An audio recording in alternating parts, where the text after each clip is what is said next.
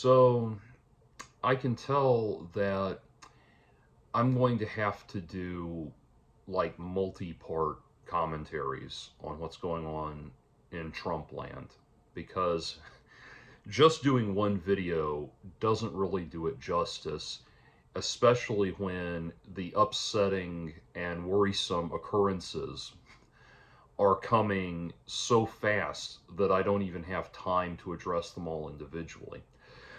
So I'm going to have to call this MAGA Madness Roundup or something like that because there, instead of just speaking to one particular issue, I want to talk about the worrisome trends that are emerging across these issues.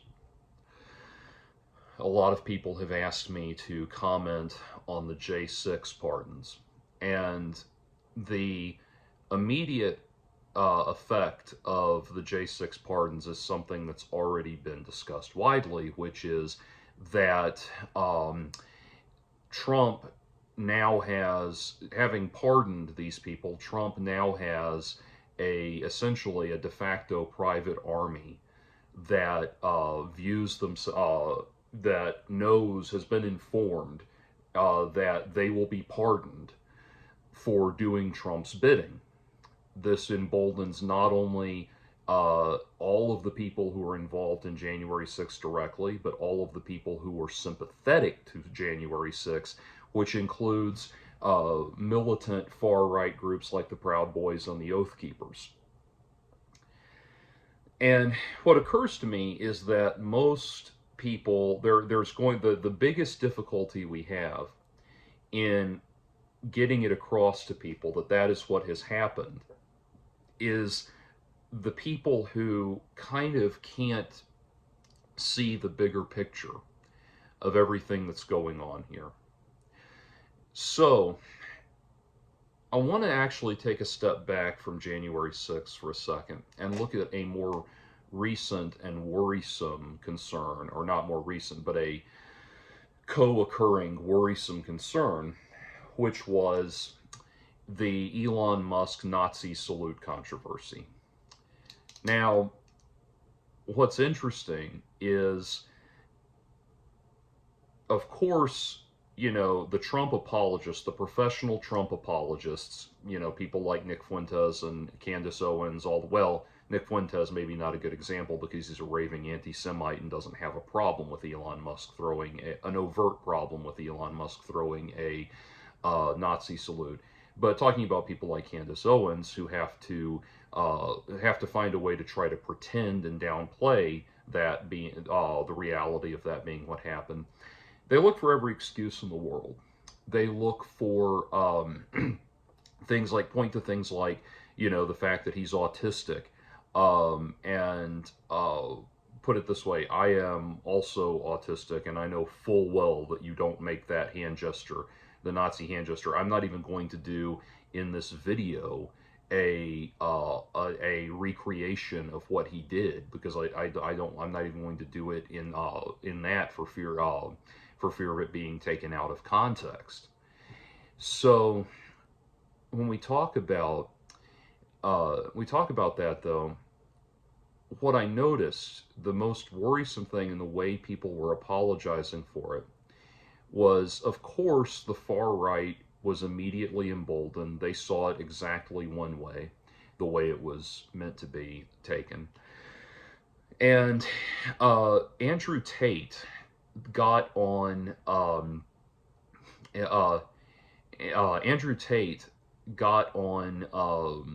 X or social media, wherever, and said that he wanted to bring back the Nazi salute, and he threw the Nazi salute. And that's what he did. He wanted to bring back the Nazi salute. And see, here's the thing. I know what you're going to say, you who saw that message, the message that Andrew Tate said. You're going to go try to take what he said in that video and use that to explain away what he did. You're going to say, well, you're going to try to point out the fact that within the context of the video, he was saying that it was only done to, he wanted to bring it back essentially because the left couldn't take a joke. And I get all of that. I heard him say that. The thing is, for that to be a reasonable explanation of why he wants to bring it back, essentially as a way to troll people, for that to be a sufficient explanation of his intentions, he would have to have a track record that did not indicate extraordinary sympathy with Nazi ideology. Andrew Tate has a long and unabashed history of being a raving and outspoken anti-Semite. He is extraordinarily sympathetic to far-right extremism in just in the general nature of the concept and that sort of thing. It is absolutely insufficient to say that he simply wants to bring it back for the sake of trolling. Similarly, it's woefully insufficient to it is woefully insufficient to try to explain it away in the context of Elon Musk, because Elon Musk has a long and storied history of funding far right extremist political parties throughout Europe. So, and even more so than that, if I understand correctly, and this is just what I've read in the recent aftermath, and it could be incorrect, but from what I understand, his maternal grandparents were avowed Nazi supporters who moved to South Africa to take advantage of the apartheid state. So, if that being correct, that's an even firmer nail in the coffin on Elon Musk having having some other non-sinister motive for throwing a Nazi salute. And to really bring this into context, let me step back a few years. Some of you might remember the guy who kind of preceded Andrew Tate as the reigning controversial figurehead of the far-right manosphere movement, and that was Roosh V. The thing that ultimately became Roosh V's undoing, although it took a couple of years for him to fully kind of run out of gas, so to speak, but the thing that ultimately became his undoing was he published an article on his website where he called for rape to be made legal. And at the time, his supporters rallied around him to defend him by saying it was satirical. Now, that's setting aside, of course, the fact that he had a comment in the comments section on that article saying that he really did think it was a way to address larger concerns and issues, and that he actually was in favor of it. But he took that down and very quickly joined the voices of his supporters and saying, "Oh, but it was just satire. There was a larger message to be made, and we all missed it." Okay. Well, the message within the context of the article, what he was calling for in the article was for rape to be legal on private property, ostensibly so that women would think twice about going home with men they didn't want to sleep with. Okay, that's not lost on me. I get that within the continuity of the article, that's what he was trying to say. But there is a larger subtext at work there. By the time he published that article, Roosh already had a very, very, very well-established track record of having an extremely cavalier disregard for any and all standards of sexual consent, to such a degree that his books, his quote-unquote bang guides, contained descriptions of what could only be described as rape and sexual assault. Things like him forcibly holding down a woman that was struggling to get away from him, overpowering a woman that was telling him no, having sex with a woman while she was unconscious, so on and so forth. Now, to be clear, if you're wondering why he's not in jail for all of this, I have a strong feeling that a lot of that is just hot air. This just fiction that was made up to entice readers and sell books. That really is what I think, and that my belief in that is doubled by the fact that his personal attacks on me were really set off when I dared to suggest that his writing was fiction. He cared more about that than the accusations of being a rapist. Anyway, so but bringing it back around, I mean, it actually got to a point where his image was being circulated throughout bars and nightclubs throughout Europe, informing bartenders and security to deny him service and entry to their clubs. And people in different countries were actually putting together not paramilitary, vigilante groups to hunt him down if they found him perusing through their nightclubs and that sort of thing. That in with all of that, and on top of that, he had already published articles, for example, calling for women to be made the legal property of men. Now, and he says in that article that he wanted men to have legal control over who women do and don't have sex with. How that does not amount to wanting rape to be made legal is beyond me. But anyway, with that extensive background, that overwhelming extensive background of complete and total disregard for any concept of consent whatsoever, and indeed pushing a message that very strongly implied that any man who held out for consent from a woman was somehow not being alpha enough. Into all of that, we are expected to believe that he was not sincerely calling for rape to be made legal. No, it just does not fly. If this was a person who had an otherwise clean track record in this regard, and he wrote an article simply sitting down and saying, okay, wait a minute, let's think about this. Consider this as a thought experiment. And to be clear, I'm not wanting it to be literal, actually happen, but consider this as a thought experiment. If these were the circumstances, you would behave differently. Now take that idea into consideration. If it was worded that way, with respect for the fact that he was dealing with an incendiary topic and was only saying this to make a point, and he had no larger history of very, very ethically dubious sexual shenanigans and all of that, then you might be able to reasonably say that he was only saying all of this to make a point, the point, self-contained point within the article. But he doesn't. He had a very, very well-established track record of being this potentially criminal sexual lunatic, and advocating for the abuse and subjugation of women on an extreme and disturbing level. And if you think that's not enough, he had brought about attempted to launch what he called the fat shaming movement, which was that his followers would take pictures of women, and I don't mean take pictures of women from their social medias, I mean take pictures with their camera phones and cell phone cameras, and post those images of obese women for them to be shamed and humiliated publicly on the internet. And he also called for men to start hurling abuse and insults at overweight women that showed up at nightclubs and that kind of thing.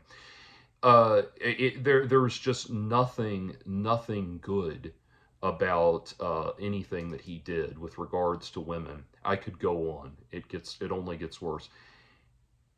Into that context, it's obvious where his mind was at. By the same token, into the context of Elon Musk, into the context of Andrew Tate, it's obvious where their minds are at. Don't try to play this off with some kind of ridiculous explanation, the ridiculous attempt to humanize these vile people to a point that our sympathetic understanding, our sympathetic inferences will kick in, and we'll be tempted to give them the benefit of the doubt. Don't piss in my eye and tell me it's raining. And I say all of this because,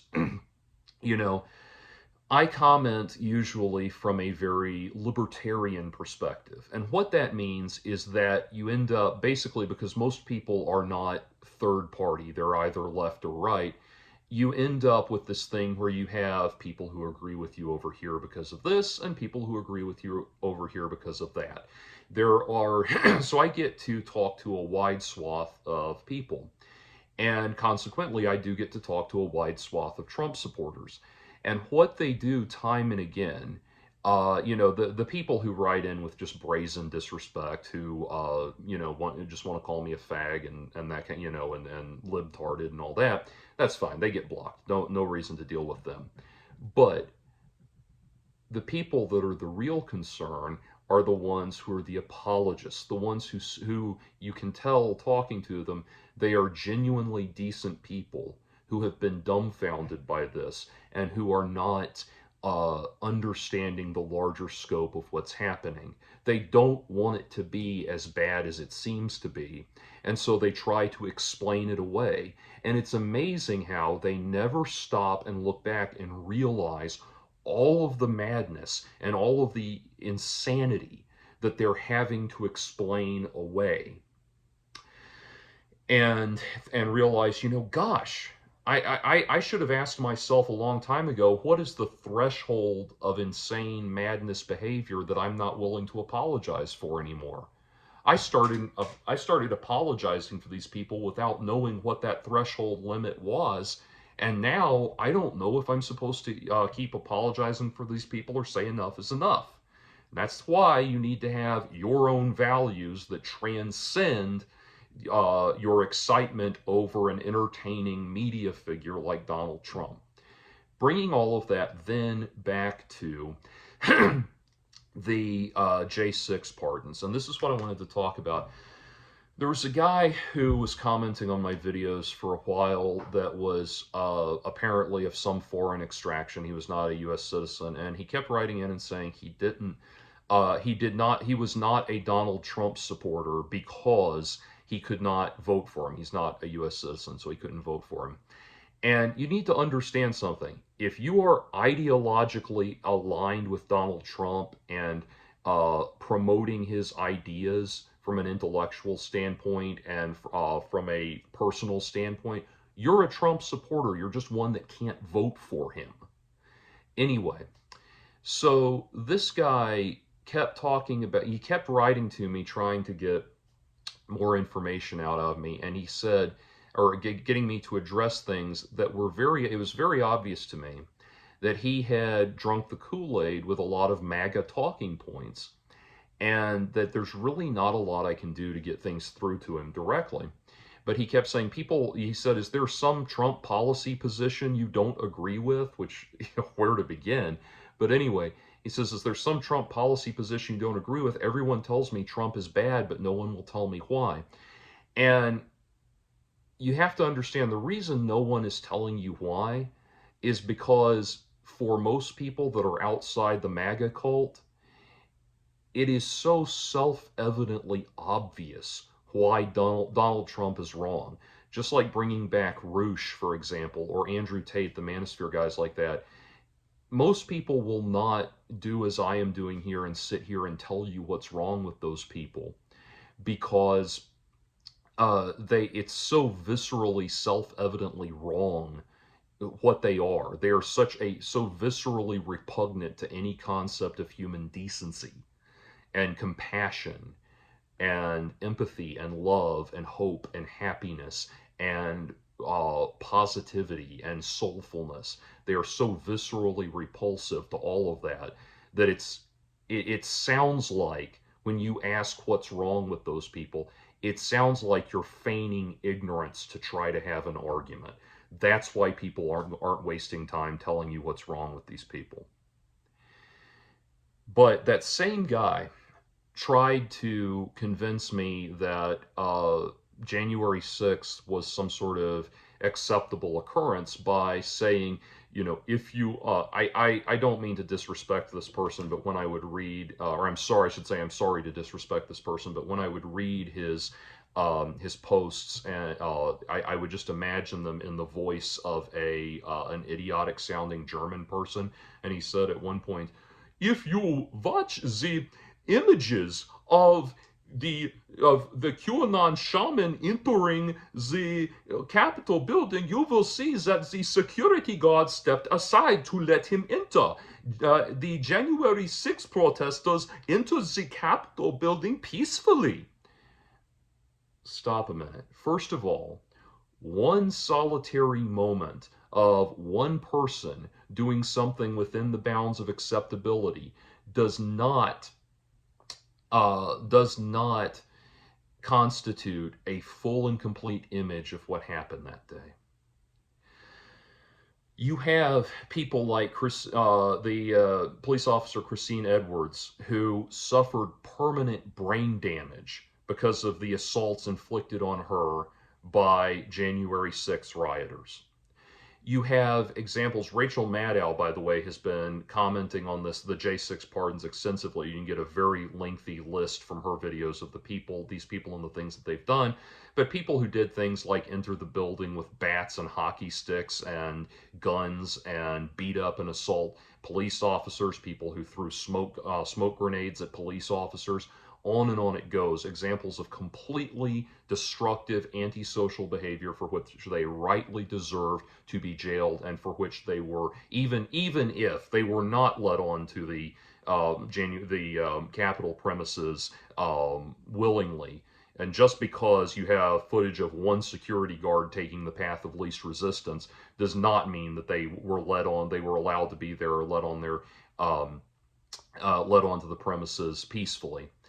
But one example of behavior after another that is blatantly hostile, blatantly violent, and blatantly antisocial, and blatantly criminal. All things that, if you know full well as a MAGA supporter, if you saw a black man being confronted due to traffic cops in a confrontation, you would think, yep, that was criminal. So over and over again, you have one example after the other, examples that you are only ignoring. And, I gave you the one example of Christine Edwards. Like I said, Maddow's covering these things, been covering the pardons extensively. If you would, you can go look her stuff up for more examples of that. But over and over again, there are plenty of examples, many overwhelming examples of violence and wanton violence and destruction that happened on January 6th that you are ignoring. And that's being ignored. The right is pretending, the right wants to pretend that the January 6th rioters entered the Capitol building en masse, but just strolled around the hallways for a few minutes and parted peacefully or something like that. That's not what happened. But they hold on to this hallucination to such a degree that the Babylon Bee, which is a humor website I have often found funny in the past, they've made a mockumentary called January 6th, The Most Dangerous Day, making fun of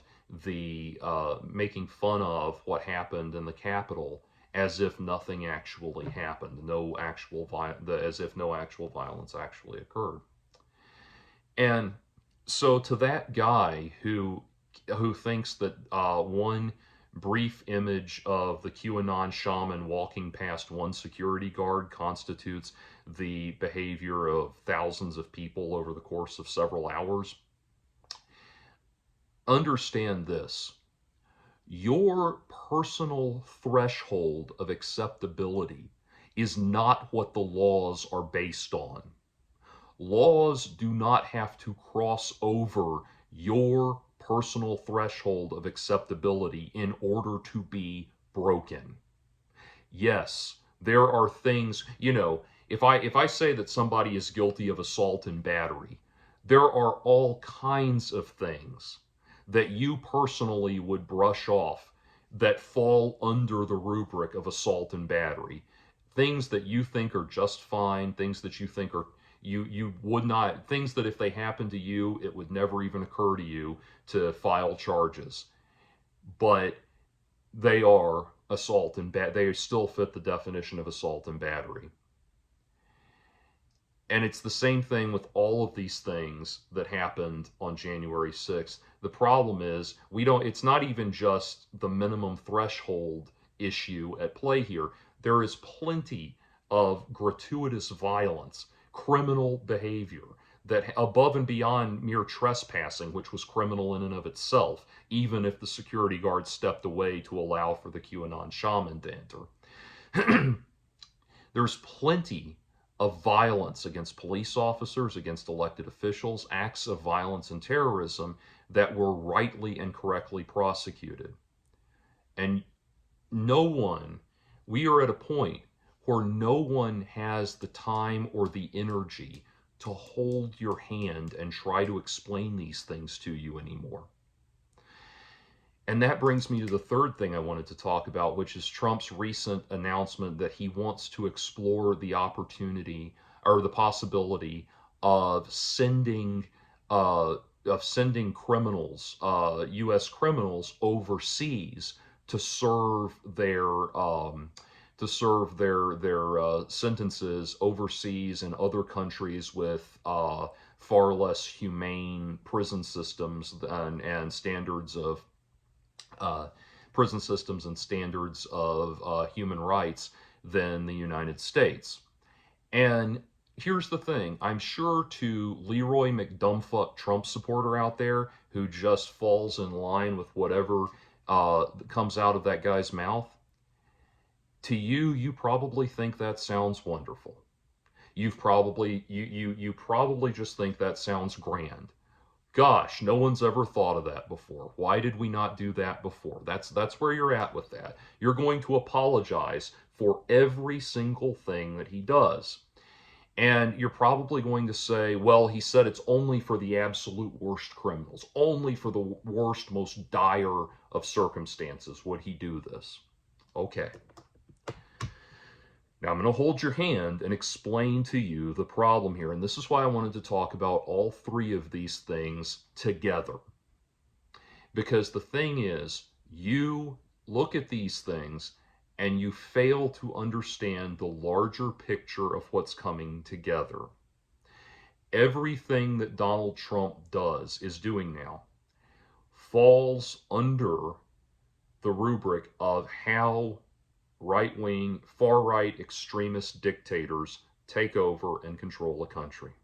And if you think I'm being extreme, just remember that you, the Trump supporters, were the people who 12 or so years ago, under more than 12 years ago at this point, under the Obama administration, you guys were the ones that were crowing about, if you stop and look at what's happening, every single thing Obama is doing is exactly what happens when a socialist dictatorship takes over a free country.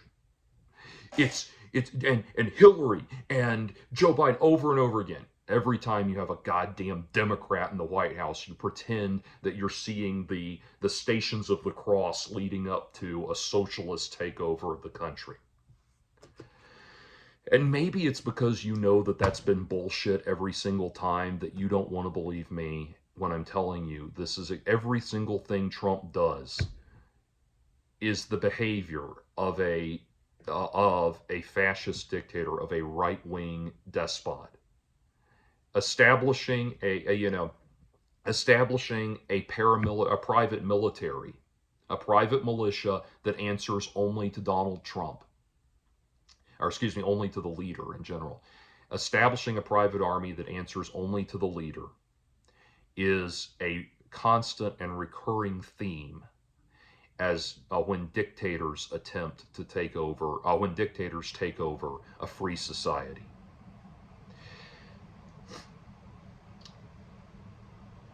Uh, getting people comfortable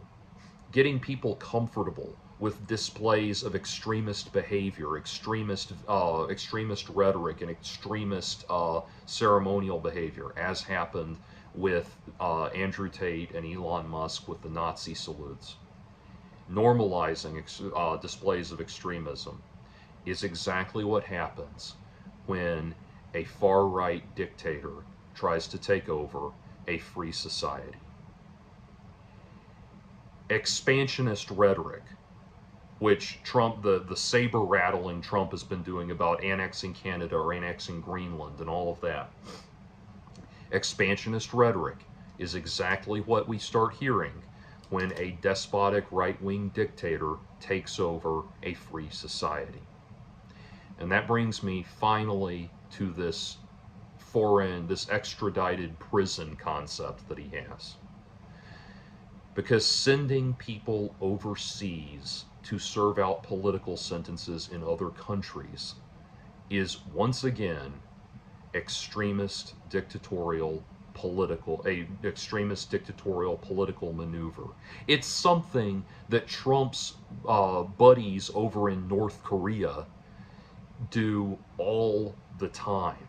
It's what they've been doing in the DPRK since it became the DPRK. They send people to labor colonies in other countries to serve out their prison sentences.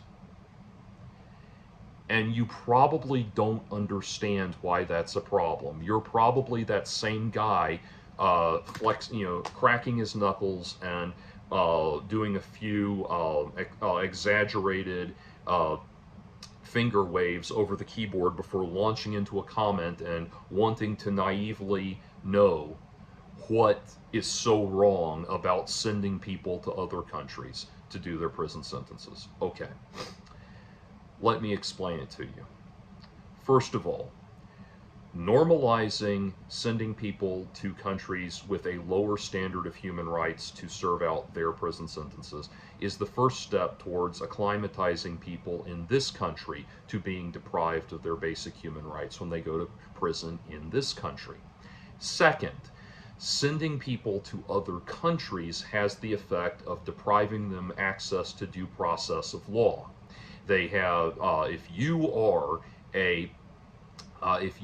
in this country, if you are a prisoner, you have absolute access, direct access to your legal counsel at all times. They cannot deprive you of access to your legal counsel. Suddenly, that's very easy to deprive people of when they are in other countries. Now, I'm sure you're going to come in and say, oh, but you could still have them talking over the phone or over FaceTime, etc., like that. That's very different from your lawyer being able to walk into a room, tell the guards and the police officers, get out of here, I need to talk to my client one-on-one with no interference. That is a very different concept. And I know you MAGA people out there think that this is only going to apply to extreme criminals, the likes of which you as a decent law-abiding citizen could never, ever have aspired to. That you'll never break the law this way.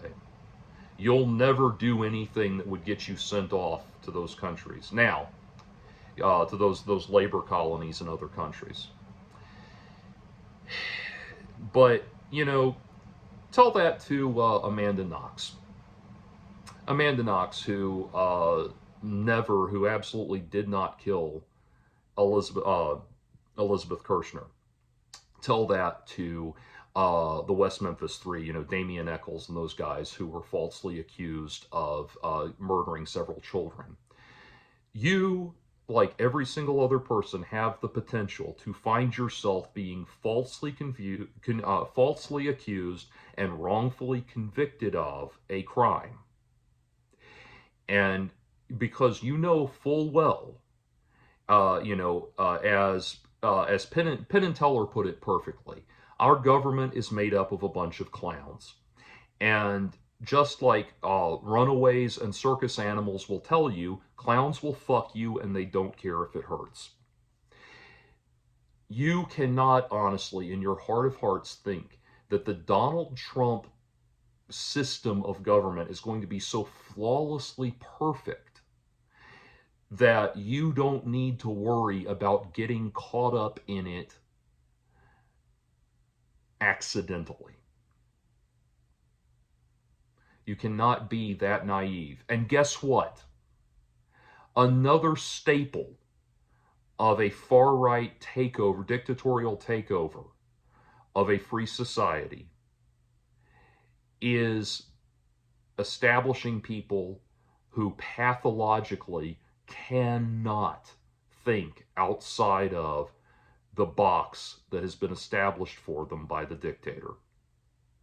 And what's amazing is all of the core base of Trump's of Trump's support system among the populace are the very people, the Alex Joneses of the world, the people who, the Dale Gribbles of the world, the ones that prided themselves on being able to see through the deceptions and machinations of the government.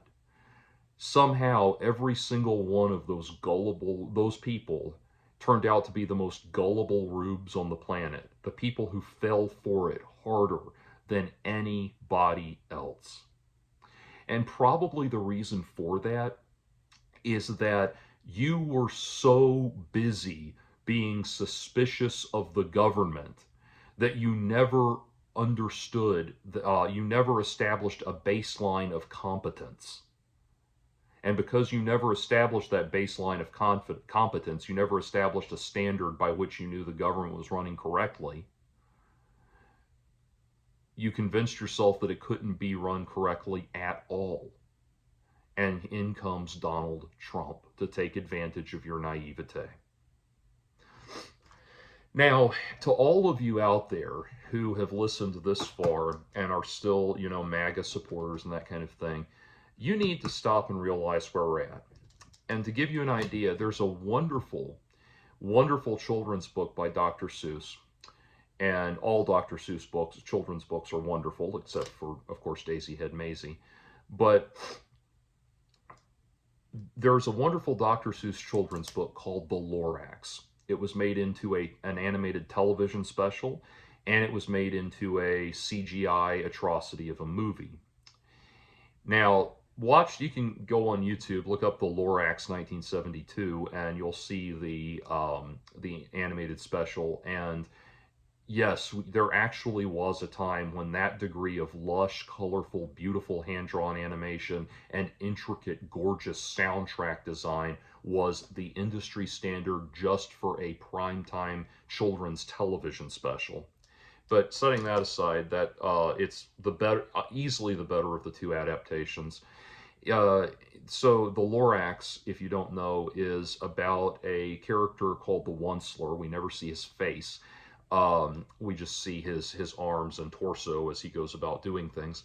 But anyway, he arrives in this beautiful forest with these things called the these things called the truffula trees. And truffula trees are these beautiful trees that don't grow anywhere else. And because there's this ecosystem that doesn't exist anywhere else, you have all of these animals and fauna that don't exist anywhere else. But he falls in love with the truffula trees, and they have this gorgeous, silky kind of, leafy growth on them. And so he starts chopping down the truffula trees and using them to make these things called thneeds. And we're never entirely clear on what a thneed is. It's just this sort of textile garment that can be used in endless different ways. And the thneeds really become popular. He starts cutting down truffula trees and making thneeds.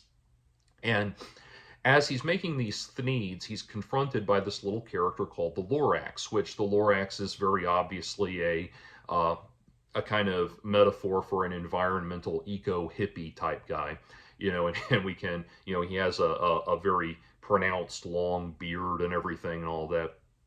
And so he's very much trying to get the point across to the Onceler that these trees need time. Every tree that you're cutting down needs like 10 years just to start to be replaced, and it won't even reach full adulthood until decades later and all of that.